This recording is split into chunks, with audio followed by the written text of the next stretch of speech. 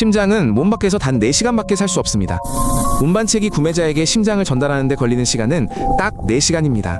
그 시간을 넘기면 심장은 죽고거액을 주고 심장을 산 사람도 함께 죽게 됩니다. 암 시장에서 살아있는 심장의 가격은 100만 달러부터 시작합니다. 과장이 아닙니다. 부유한 사람이 저택 한 채 값에 심장을 팔면 20년을 더 살 수 있는 기회를 얻는 것입니다. 운반책은 1등석 비행기를 타고 심장은 마치 값비싼 화물처럼 얼음으로 채워진 별도의 컨테이너에 담겨 운송됩니다. 하지만 그 안에는 화물이 아니라 불과 1시간 전까지만 해도 다른 사람의 가슴에서 뛰고 있던 누군가의 심장이 들어 있습니다. 공식적으로는 이런 거래는 존재하지 않습니다.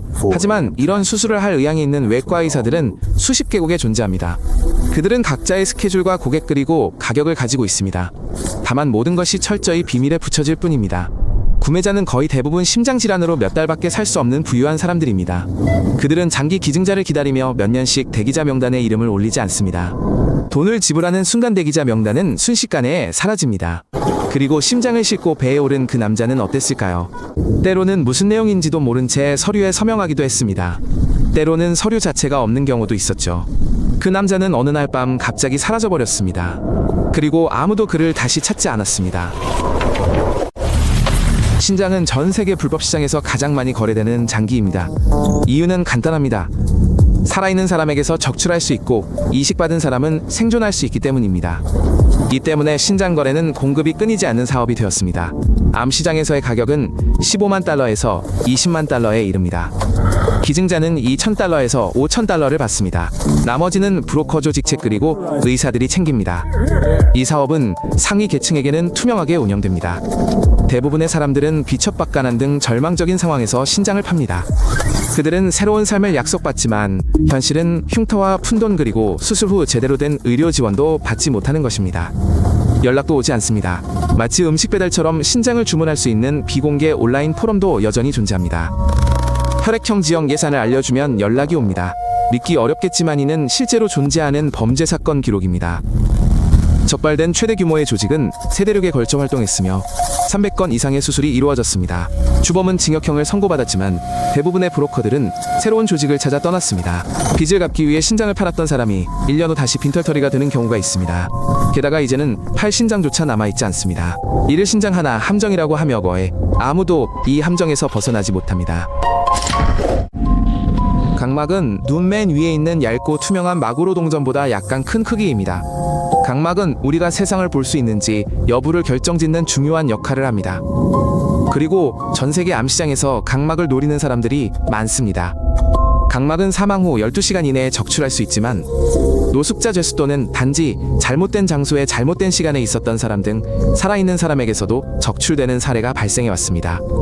암시장에서 각막 하나는 24,000달러에서 27,000달러에 거래되며 두 개는 5만 달러에 달하기도 합니다.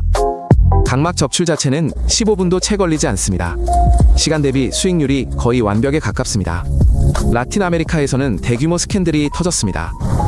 영안실 직원들이 수년간 유족 몰래 사망자의 각막을 판매해온 것입니다. 유족들은 인공 각막을 삽입한 채 사랑하는 사람을 매장했지만 아무도 알아채지 못했습니다. 각막 이식 수술은 의학 분야에서 가장 성공률이 높은 수술 중 하나입니다. 거의 90%의 환자가 시력을 회복합니다. 그렇기 때문에 합법적인 이식 수술 대기자 명단은 몇 년씩이나 이어집니다. 부유한 사람들은 줄을 서서 기다리지 않습니다. 그냥 돈을 내면 일주일 안에 시력을 회복할 수 있죠. 그 각막이 누구의 것인지 어디에서 온 것인지는 그들에게 중요하지 않습니다. 중요한 건 서류상으로 모든 게 깨끗해 보인다는 사실입니다. 간은 우리 몸에 다른 어떤 장기도 할 수 없는 놀라운 능력을 가지고 있습니다. 바로 재생 능력입니다. 간의 절반 이상을 제거해도 다시 자라납니다.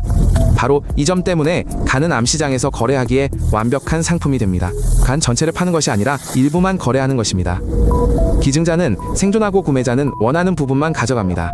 겉보기에는 문명화된 거래처럼 보이지만 실제로는 내부 사정을 알게 되면 생각이 달라집니다. 기증자에게는 수술이 안전하고 몇 주 안에 회복될 것이라고 말합니다. 하지만 실제로는 출혈과 만성통증의 위험이 있는 심각한 수술입니다. 많은 기증자는 수술 후 몇 년 동안 정상적인 생활을 할 수 없습니다.